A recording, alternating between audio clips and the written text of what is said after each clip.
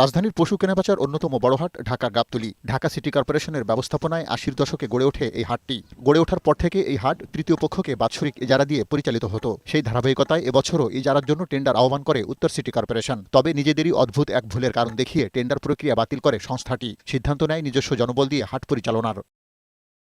অনুসন্ধানে জানা যায়, আগামী এক বছরের জন্য মোট ১৪,৬১,৬৯,৩০০ টাকা সরকারি মূল্য ধরে গাবতলী হাটের টেন্ডার আহ্বান করে নিয়ন্ত্রক সংস্থা ঢাকা উত্তর সিটি কর্পোরেশন। টেন্ডারে অংশ নেয় ৫টি প্রতিষ্ঠান। এদের মধ্যে সর্বনিম্ন বিডার হিসেবে সৈয়দ আবু বকর সিদ্দিক ১৪,৬২,০০,০০০ টাকা এবং সর্বোচ্চ ২২,২৫,০০,০০০ টাকা বিড করে মেসার্স আরাত মোটর। এ বিষয়ে উত্তর সিটি কর্পোরেশনের নবনিযুক্ত প্রশাসক বৈশাখী টেলিভিশনকে টেন্ডার বাতিল করার ব্যাখ্যা দেন। কমিটি যে প্রসিডিউর অনুযায়ী যারা যে নোটিফিকেশনগুলো করেছেন সেখানে অনেক ভুল ছিল।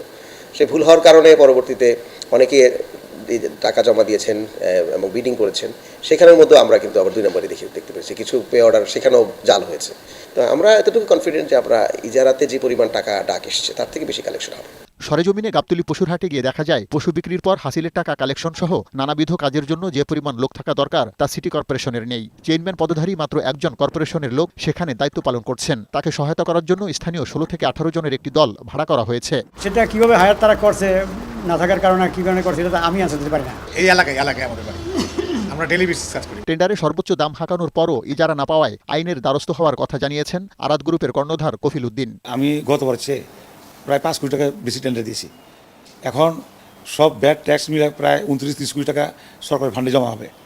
এই জমা দেওয়ার জন্য আমাকে কোনো চিঠি ইস্যু করে নেই, আর আমাকে কোনো ক্যান্সেলও করে নেই। তো পয়লা বৈশাখে আমার হাট বুঝিয়ে দেওয়ার কথা, এই পর্যন্ত কোনো আমাকে জানাও নাই যে আপনাকে দিব বা দিব না। ইজারা প্রথা রোধ করে হাট পরিচালনা করা হলে নিরাপত্তার অভাবে ব্যবসায়ীরা গাবতলী পশুর হাট বিমুখ হবেন বলেও মনে করেন এই পশু ব্যবসায়ী নেতা। একটা ব্যাপারী টাকা পয়সা বাইরে তুলে বয়, এখন তারা যদি এইখানে আশ্রয়দাতা না পায় তাহলে আর এখানে থাকবে না। গাবতলী পশুর হাটে দৈনিক গড়ে ৫০০টি পশু বিক্রি হয়। ১৯৮৭ সালে এই গাবতলীর গরুর হাট প্রতিষ্ঠিত হওয়ার পর থেকে কেবল এই বছর ছাড়া প্রতি বছরই কোনো না কোনো ইজারাদার প্রতিষ্ঠান এই হাটের ডাক পেতেন। তবে এবছর ঢাকা উত্তর সিটি কর্পোরেশন নিজেরাই এই হাটের ব্যবস্থাপনার দায়িত্ব নেয় সরকারের কোষাগারে কাঙ্ক্ষিত অর্থ যোগ হবে কিনা তা নিয়ে বিভিন্ন শ্রেণী পেশার মানুষের মাঝে প্রশ্ন দেখা দিয়েছে। পার্থ রহমান, বৈশাখী সংবাদ, গাবতলী গরুর হাট, ঢাকা।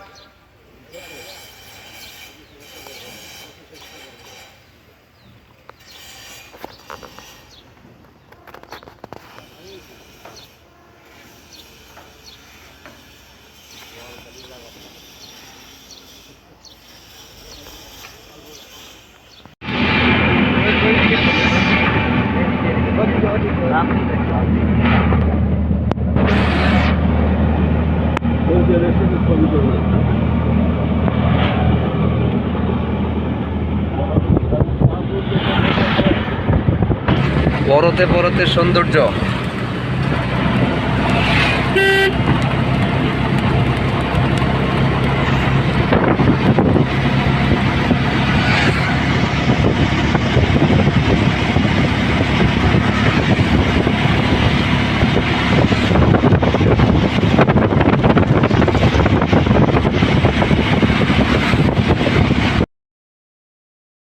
দারুস সালাম থানা বিএনপির আহ্বায়ক এস এ সিদ্দিক সাজু ও ছাত্রদল নেতা সোহেল রহমানের গাবতলী পশুরহাট দখল নিয়ে দেশ টিভিতে সংবাদ প্রচারের পর তাৎক্ষণিকভাবে সেখানে অভিযান চালায় সেনাবাহিনী।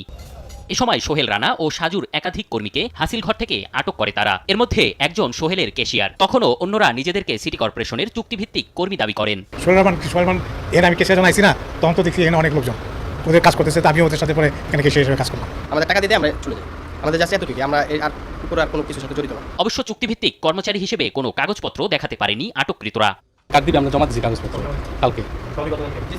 কালকে নিছে ওনারা নিচে ওই আমরা রোজ 500 টাকা আর কি ডিউটি করি, সকাল 8টা থেকে আর কি রাত্রি 8টা পর্যন্ত 500 টাকা করে রোজ আমরা ডিউটি। পরে সেনা সদস্যরা বাজার ঘুরে নিয়মিত পেট্রোল অভিযান চালায় ও আটককৃতদের সংশ্লিষ্ট থানায় হস্তান্তর করে। ঢাকা উত্তর সিটি কর্পোরেশনের দরপত্রে পঞ্চম হয়েও বিএনপি নেতা এস এ সিদ্দিক সাজু ও সোহেল হাটটি দখলে নেন। নীতিমালা ভেঙে খাস আদায়ের নামে এমন দখলকেই পৃষ্ঠপোষকতা করছে ঢাকা উত্তর সিটি কর্পোরেশন। বিষয়টি নিয়ে ক্ষুব্ধ দরদাতারা। দেশ টিভিতে সোমবার সকাল থেকে এমন অনুসন্ধানী সংবাদ প্রচারের পর ব্যবস্থা নিল সেনাবাহিনী। এম এ আজিম, দেশ টিভি, ঢাকা।